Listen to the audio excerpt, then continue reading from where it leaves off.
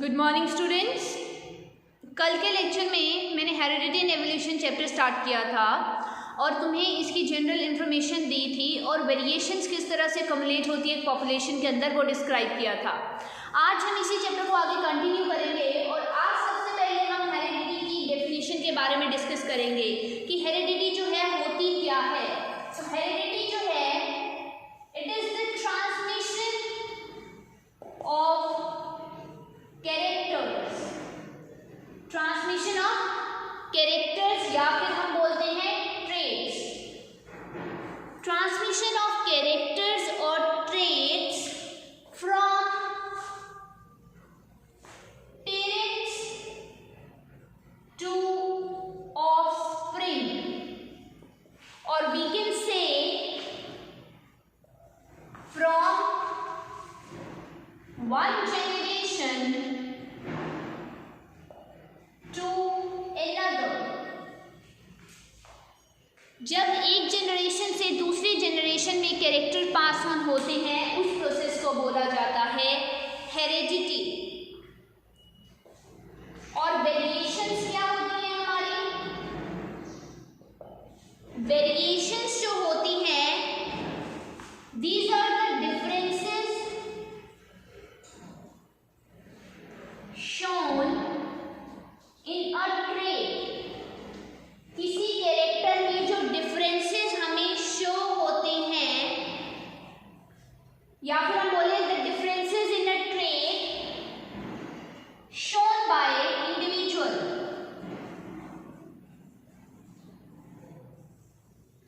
Differences किसी trait में show होना या differences in a trait shown by individual and also parents से या फिर हम बोले इंडिविजुअल में या फिर हम बोले ऑफस्प्रिंग्स के अंदर किसी में भी अगर ये डिफरेंसेस जो शो होते हैं उनको हम क्या बोल देते हैं? Variation. Differences in a trait shown by individual of a species और ऑफस्प्रिंग्स। Offsprings means child. जब उनके अंदर डिफरेंसेस शो होते हैं उनको हम बोलते हैं वेरिएशंस। अब ये वेरिएशंस जो हैं, ये वेरिएशन सेक्सुअल रिप्रोडक्शन में कैसे और कब कब शो होती हैं?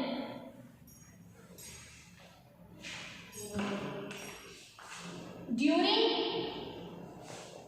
Sexual reproduction, during sexual reproduction variations किस वजह से होती हैं?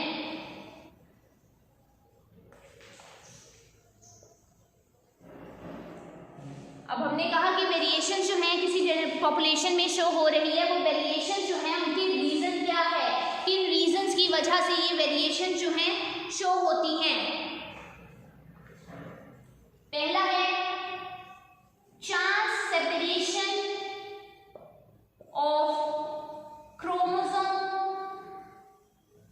During gamete formation. इसका मतलब क्या है कि जिस टाइम पर पेरेंट्स से हम बोले पेरेंट्स से जब चाइल्ड में प्रोड्यूस होना होता है, डीएनए इंफॉर्मेशन कॉपी हो रही होती है, उस टाइम पर बाय चांस क्रोमोसोम्स आपस में सेपरेट आउट हो जाते हैं, जिसकी वजह से ये वेरिएशंस जो है हमें देखने को मिलती है। सेकंड हो सकता है crossing over during meiosis. Meiosis एक ऐसी प्रोसेस है जिसके थ्रू हमारा जो डीएनए है कॉपी होकर या फिर हमारे सेल्स डिवाइड होते हैं, उस प्रोसेस को हम मियोसिस बोल देते हैं, सेल डिवीजन को। जिस टाइम पर सेल डिवीजन होती है उस टाइम पर अगर क्रॉसिंग ओवर टेक प्लेस करे, क्रॉसिंग ओवर किसकी? क्रोमोसोम की। एक क्रोमोसोम का कंटेंट अगर दूसरे क्रोमोसोम के कंटेंट के साथ मिक्स हो जाए, इस तरह से मिक्स हो जाए, क्रॉसिंग ओवर हमें शो हो, उसको हम बोलते हैं, उस टाइम पर भी वेरिएशंस जो है हमें देखने को मिलती है। थर्ड रीजन तो दे सकते हो म्यूटेशंस। म्यूटेशंस क्या होते हैं? चेंजेस आ जाना, कि जिस टाइम पर डीएनए कॉपी हो रहा है, मैंने तुम्हें बताया था कि डीएनए के 4 बेस पेयर्स होते हैं, उन 4 बेस पेयर्स जो कि न्यूक्लियोटाइड बेसिस होते हैं, उनके कॉपी होने के टाइम पर किसी एक की जगह कोई दूसरा न्यूक्लियोटाइड बेस जब आ जाता है तो उसको हम बोल देते हैं म्यूटेशन होना, चेंज होना। बेसिकली म्यूटेशन का मतलब क्या होता है? चेंज आना। ये चेंज आने की वजह से भी वेरिएशंस जो है प्रोड्यूस हो सकती है। तो अगर तुमसे क्वेश्चन पूछा जाए कि how variations occur at the time of sexual reproduction, तो ये पॉइंट्स तुम वहां पर लिख सकते हो। Charge separation of chromosome during gamete formation, crossing over during meiosis, mutation, इन वजह से हमारे जो है अकर करती हैं। अब हम बार बार मैंने एक वर्ड यूज किया है कैरेक्टर या फिर ट्रेट्स। मैंने यूज किया था एक वर्ड ट्रेट, जिसको हम कैरेक्टर भी बोलते हैं। अब ये ट्रेट्स होते क्या हैं? ट्रेट कैरेक्टर्स ये दो टाइप के होते हैं। एक होते हैं इनहेरिटेड ट्रेट्स, एक होती हैं एक्वायर्ड ट्रेट्स। ट्रेट्स दो टाइप के हैं, inherited traits and acquired traits. Inherited नाम से ही पता चल रहा है, जो हम अपने पेरेंट्स से लेते हैं, जो हम अपने पेरेंट्स से लेते हैं वो होते हैं inherited traits. Traits that we receive from our parent, अपने पेरेंट्स से जो हम ट्रेट जो है रिसीव करते हैं, ऑब्टेन करते हैं, उनको बोलते हैं इनहेरिटेड ट्रेट। एक्वायर्ड ट्रेट ये वो ट्रेट होते हैं जो कोई एक इंडिविजुअल अपने लाइफ टाइम में अचीव करता है। अचीव्ड और acquired during life time of an individual, ये होते हैं हमारे ऑब्टेन्ड फ्रॉम पेरेंट्स, एंड ये होते हैं एक्वायर्ड ट्रेट्स जो हम अपने लाइफ टाइम में खुद अचीव करते हैं। अब जब मैंने तुम्हें रिप्रोडक्शन का चैप्टर पढ़ाया था तो उसमें मैंने तुम्हें दो टाइप के सेल्स बताए थे, एक थे जर्म सेल, एक थे सोमेटिक सेल। अब उन्हीं के बारे में यहाँ पर मैं बताऊंगी कि ये जो इनहेरिटेड ट्रेट्स हैं, ये हमारे जो ट्रेट्स होते हैं, ये बेसिकली हमारे दीज आर जेनेटिक वेरिएशंस। ये कैसी वेरिएशंस होती हैं? हमारी जेनेटिक वेरिएशंस ये होती हैं। These are somatic variations.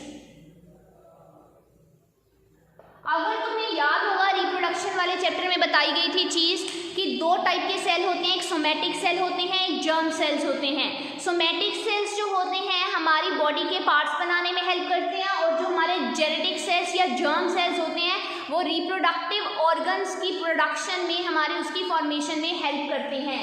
तो ऐसे चेंजेस, ऐसी वेरिएशंस जो हमारे जेनेटिकली या जर्म सेल्स में प्रोड्यूस होती हैं, वो वेरिएशंस हमारे पेरेंट्स से, हमारे ऑफस्प्रिंग पेरेंट्स से चाइल्ड में ट्रांसफर होती हैं। और जो वेरिएशंस हमारे सोमेटिक सेल्स में होती हैं वो वेरिएशंस हमारे नेक्स्ट जनरेशन को पास ऑन नहीं होती हैं।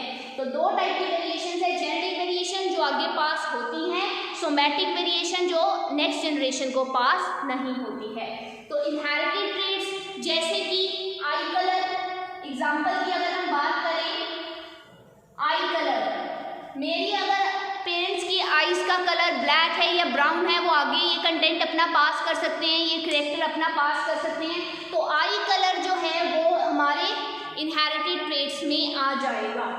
एक्वायर्ड कैरेक्टर्स जो होती हैं, जब एक इंसान मर जाता है उसकी डेथ के बाद वो उसके साथ ही खत्म हो जाते हैं, वो आगे पास नहीं होते हैं। जैसे कि वेट ऑफ अ पर्सन, किसी भी एक इंसान के वेट की बात करें, अब ऐसा तो नहीं है कि अगर मेरे पेरेंट्स का वेट 50 kg है तो मेरा वेट भी 50 kg होगा, या मेरे पेरेंट्स का वेट 90 kg है तो मेरा वेट भी 90 kg होगा, ऐसा नहीं होता। तो वेट एक ऐसा कैरेक्टर है जो एक इंडिविजुअल से दूसरे में पास नहीं होता है, ये एक इंसान के साथ ही रहता है और उसकी डेथ के बाद ये खत्म हो जाता है। तो ये है हमारे ट्रेट्स और कैरेक्टर, इनहेरिटेड ट्रेट्स और acquired traits obtained from parents, achieved during lifetime of an individuals. These are the genetic variation, these are the somatic variations. Eye color example and weight of a person is the example. ये हमारे basic चीजें थी, ये basic terms थी जो तुम्हें पता होनी बहुत जरूरी है। अब जो टॉपिक हम करने जा रहे हैं वो है रूल्स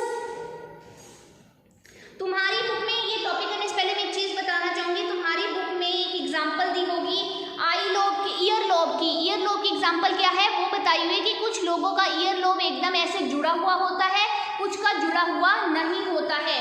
तो ये एक जो ईयर लोब की एग्जांपल है, ये हमारी वेरिएशन है, ईयर की वेरिएशंस है जो देखने को मिल रही है। कईयों का ईयर जुड़ा है, किसका नहीं, तो ईयर की ये वेरिएशन है। तो आ जाते हैं अपने टॉपिक पे, rules for the inheritance of traits. Rules for the inheritance of traits, जिसको हम मेंडल्स कॉन्ट्रीब्यूशन के नाम से भी जानते हैं, मेंडल कॉन्ट्रीब्यूशन के नाम पे भी जानते हैं। अब ये जो रूल्स हैं किसी भी कैरेक्टर के पास होने पे, ये इस बेस पर डिपेंड करते हैं कि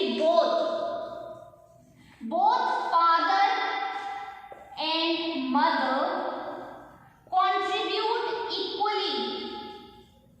जो दोनों माता पिता होते हैं वो अपना कोई भी कंट्रीब्यूशन करते हैं वो इक्वल करते हैं, कोई भी कैरेक्टर जो होता है वो इक्वल करते हैं, ठीक है। तो अगर इक्वल करते हैं तो इसका मतलब है जब इनके कैरेक्टर्स किसी चाइल्ड में पास होते होंगे तो ईच कैरेक्टर के या ईच ट्रेड की चाइल्ड के अंदर 2 कॉपीज हो जाती है।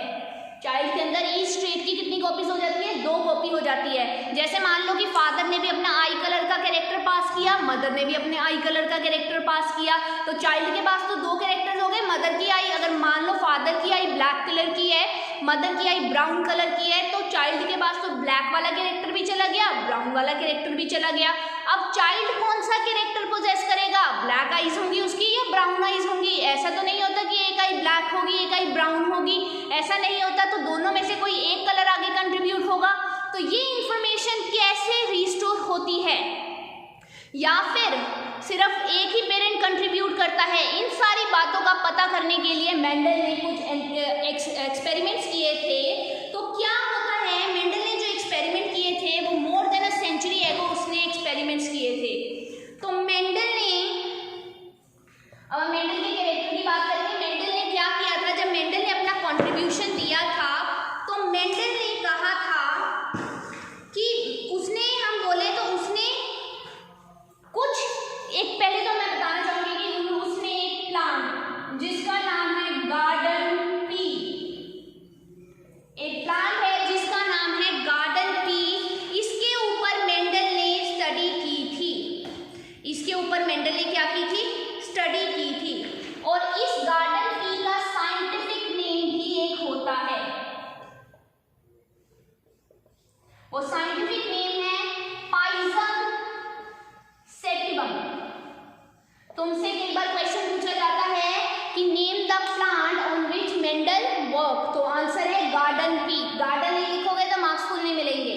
और अगर उसका साइंटिफिक नेम पूछा जाए तो दैट इज पाइजम सेटिवम। अब था मेंडल ने ये जो पाइजम सेटिवम प्लांट लिया, now question arises why this plant, what are the reason कि उसने यही प्लांट लिया। इसी प्लांट लेने के रीजन क्या है? सबसे पहला रीजन था it was easy to grow, ये ग्रो करना क्या था, इजी था, ठीक है। Second, it had a short life span या लाइफ साइकिल बोल सकते हैं, ये छोटा लाइफ स्पैन होता है। एंड देयरफॉर, जिसकी वजह से therefore easy to study many generations, हम बहुत सारी जनरेशन, मतलब एक जनरेशन दूसरी तीसरी बहुत सारी जनरेशन इकट्ठे स्टडी कर सकते हैं। इसलिए मेंडल ने, इसका लाइफ साइकिल छोटा होता है इसलिए इसी प्लांट को चूज किया।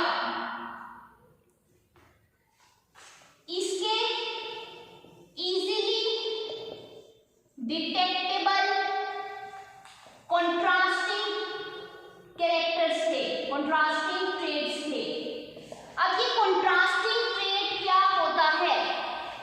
अब जैसे मैंने तुम्हें एग्जांपल दी थी आई कलर की, कि फादर की आई का कलर ब्लैक है और मदर की आई का कलर ब्राउन है, तो ये ब्लैक एंड ब्राउन आपस में क्या है, कॉन्ट्रास्टिंग। ये ब्लैक एंड ब्राउन आपस में क्या है, कॉन्ट्रास्टिंग। और आई कलर क्या है, एक कैरेक्टर है, इसलिए हम इसको बोलते हैं कॉन्ट्रास्टिंग ट्रेड। एग्जांपल के लिए अगर हम आई कलर एक ट्रेड है, इसके कॉन्ट्रास्टिंग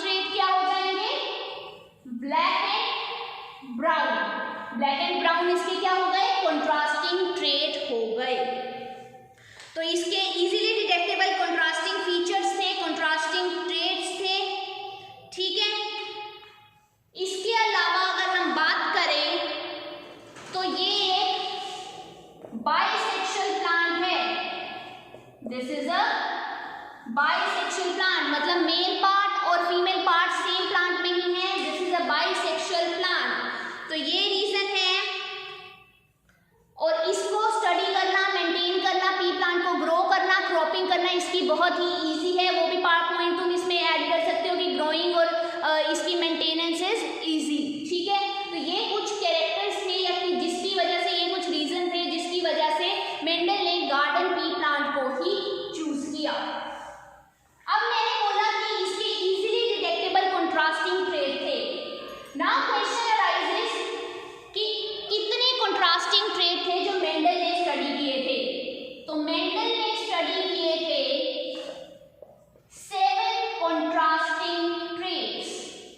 मेंडल ने स्टडी किए 7 कंट्रास्टिंग ट्रेट।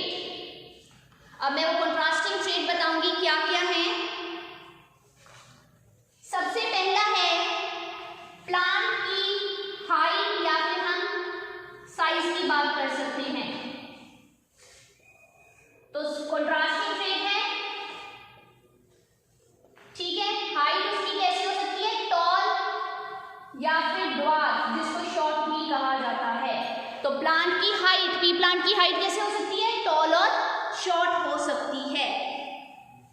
सेकेंड है position of flower on stem. Stem के ऊपर फ्लावर की पोजीशन कैसी है, तो वो एक्सियल हो सकती है या फिर टर्मिनल हो सकती है। एक्सिस के ऊपर हो सकता है या फिर टर्मिनल हो सकती है। थर्ड है कलर ऑफ पोड। पोड का कलर कैसा होता है, ग्रीन या फिर येलो। ग्रीन या फिर कैसा होगा, येलो होता है, ठीक है। ये 3 कैरेक्टर्स हो गए। देन हमारे आ गए नेक्स्ट कैरेक्टर की बात करेंगे। 4th कैरेक्टर हमारा आ गया शेप ऑफ पोड। पोड की शेप कैसी होती है, वो हो सकती है इन्फ्लेटेड या फिर कंस्ट्रिक्टेड। इन्फ्लेटेड या फिर हो सकती है कंस्ट्रिक्टेड। नेक्स्ट आ गया शेप ऑफ सीड। सीड की शेप कैसी होगी, तो सीड तुम्हें पता है मटर के दाने कैसे हो सकते हैं, राउंड या फिर रिंकल्ड। या फिर राउंड हो सकते हैं या फिर कैसे हो सकते हैं, रिंकल्ड हो सकते हैं। Next is colour of seed. Seed का कलर कैसा होगा, सीड का कलर मटर के दाने कैसे हो सकते हैं, येलो या फिर ग्रीन हो सकते हैं। 7th है कलर ऑफ फ्लावर। फ्लावर का कलर जो है वो कैसा होगा, वो हो सकता है वायलेट या फिर वाइट। तो ये 7 कंट्रास्टिंग कैरेक्टर्स थे जो मेंडल ने स्टडी किए। तो इन 7 कंट्रास्टिंग कैरेक्टर के बारे में तुम्हें पता होना चाहिए। इन 7 कैरेक्टर्स को लेकर मेंडल ने फिर एक्सपेरिमेंट कंडक्ट किया था कि किस तरह से मेंडल ने बताया कि किस तरह से कौन से कैरेक्टर कैसे पास होते हैं, उसके बारे में मेंडल ने बताया। तो ये 7 कैरेक्टर्स के बारे में तुमने पढ़ लेना है। तो आज के लिए हमने इतना ही करना है। तुमने ये स्टार्ट किया हमने topic rules of the inheritance of traits. तो इसमें तुमने किस मेंडल ने, तुम्हें मैंने बताया कि मेंडल ने किस प्लांट के ऊपर स्टडी की, क्यों स्टडी की और कौन से कैरेक्टर्स थे जो मेंडल ने स्टडी किए। इससे आगे हम कल कंटिन्यू करेंगे।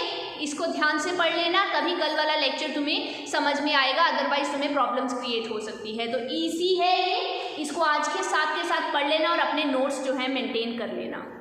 Thank you very much.